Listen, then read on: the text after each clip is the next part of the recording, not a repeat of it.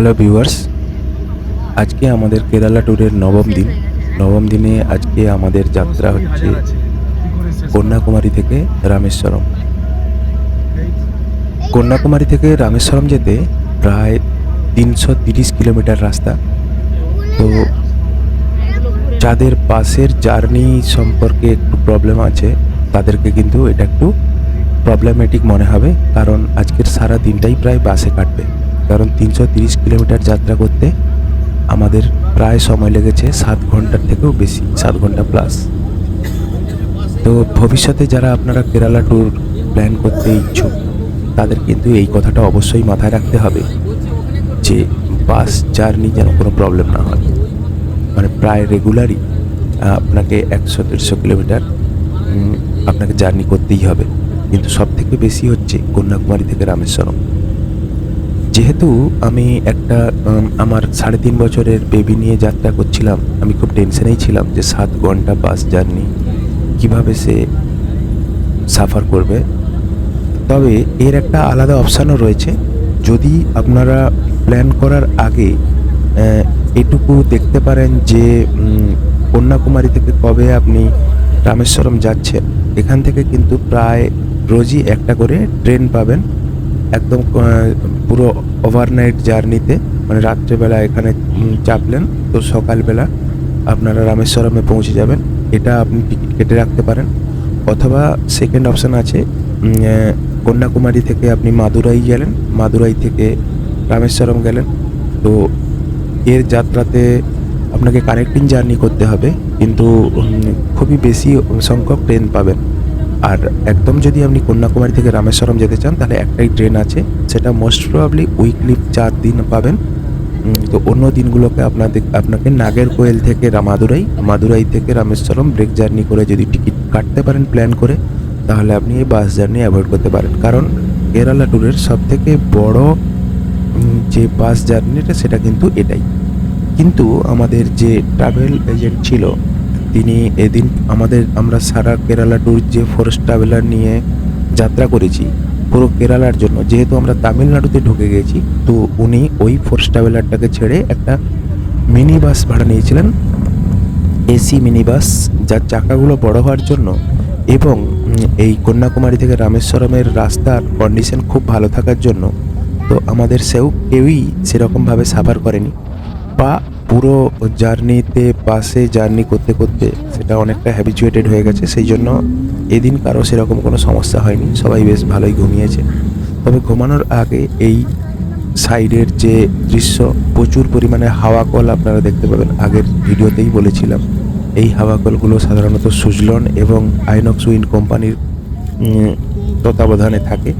তো এখানে বায়ুশক্তি দ্বারা বিদ্যুৎ উৎপন্ন হয় এবং পুরো তামিলনাড়ু এবং সমুদ্র ধার জুড়ে আমরা এই হাওয়া কলগুলো দেখতে পাচ্ছি, অসংখ্য আছে।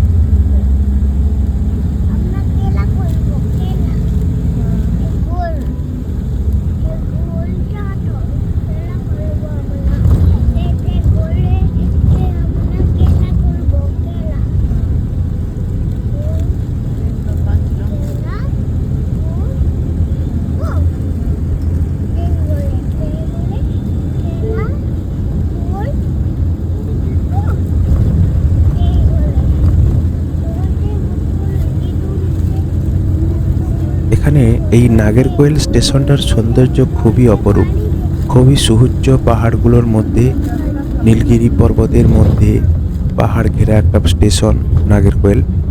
এই রকম দৃশ্যটা আমি দেখেছিলাম ভাইজ্যাকে, পুরো চারধার একদম পাহাড় দিয়ে ঘেরা, কিন্তু নাগেরকোয়েলগুলো পর্বত দিয়ে ঘেরা। খুব সুন্দর এবং খুবই পরিষ্কার পরিচ্ছন্ন ওয়েদার।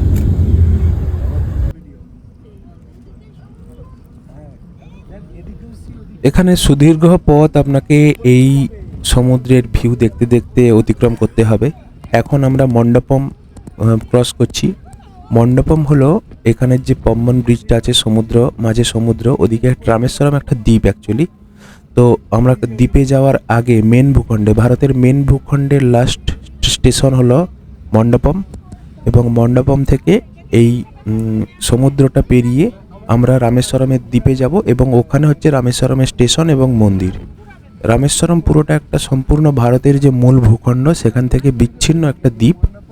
সেই দ্বীপে আমরা যাব এখন, এবং ওই দ্বীপে যাওয়ার পথেই রাস্তাতে পড়ে সেই খুবই ফেমাস পম্বন ব্রিজ, যেটা হচ্ছে আপনারা বিভিন্ন সিনেমাতে দেখে থাকবেন।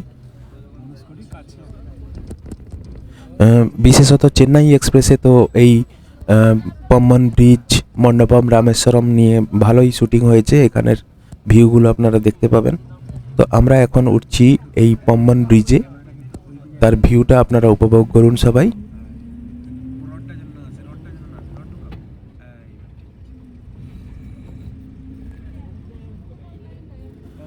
কন্যাকুমারী থেকে গাড়ি ছেড়েছিলাম আমরা প্রায় 10টার দিকে। খাওয়া দাওয়া করে আমরা গাড়ি স্টার্ট করেছিলাম। এখন প্রায় বেজে গেছে 5টা, সাড়ে 5টা, 5টা 20।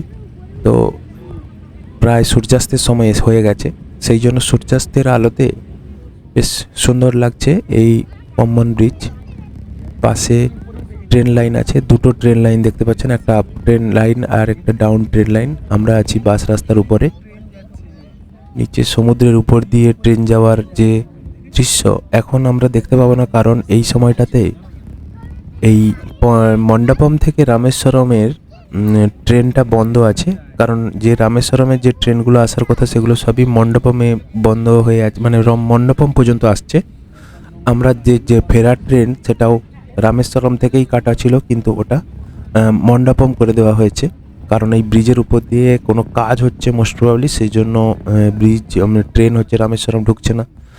সুতরাং সেই জন্য আমরা একটা বড় অভিজ্ঞতার হাত থেকে বঞ্চিত হলাম, যে আমরা ভেবেছিলাম যে সমুদ্রের উপর দিয়ে যাব, তো সেই অভিজ্ঞতাটা করতে পারলাম না, এর আফসোস থাকবে।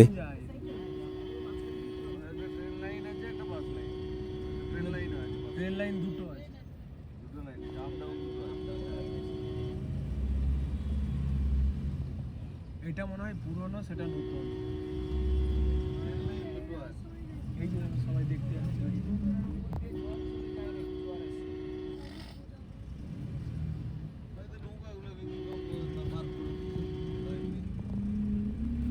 ভাইজাকে ওরকম প্রচুর নৌকা এরকম সমুদ্রে পার করা।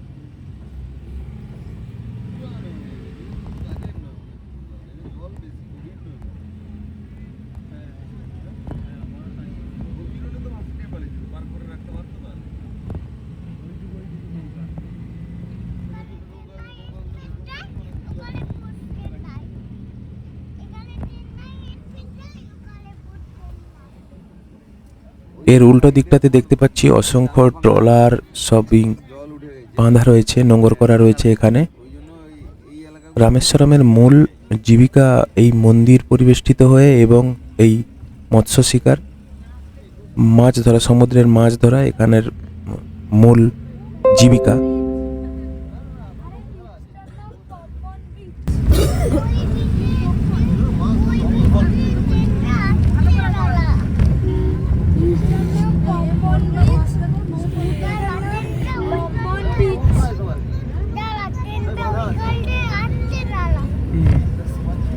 সির উপর দিয়ে যাচ্ছে, দেখছিস?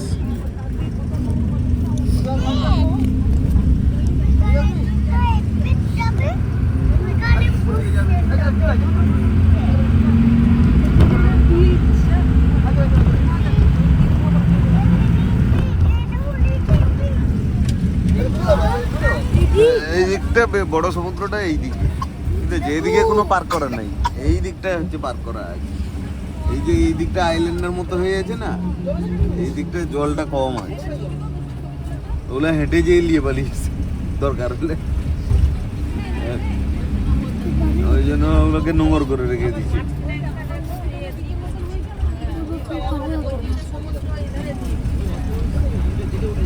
এই দিকটা বেশি গভীর সমুদ্রটা, এই দিকে কিছু নাই। এটা জাহাজ পাসিং এর জায়গা।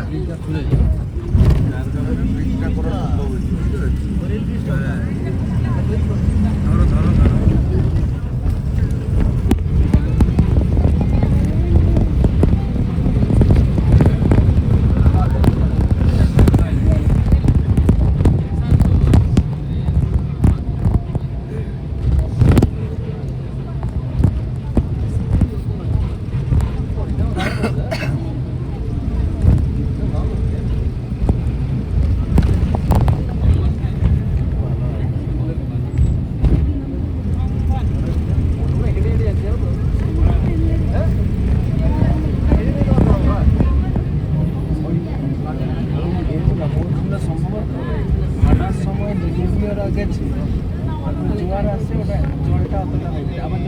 আসবো না ওই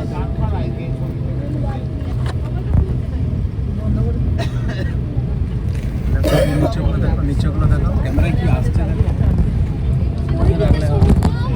নিচের নৌকা টৌকাগুলো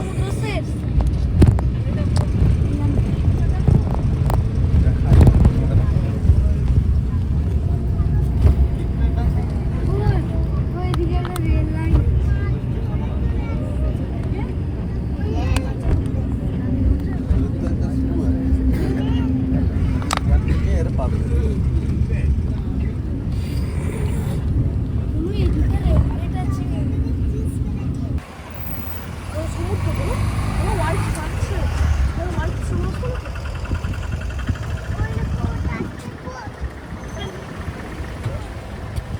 হাত দিবি না।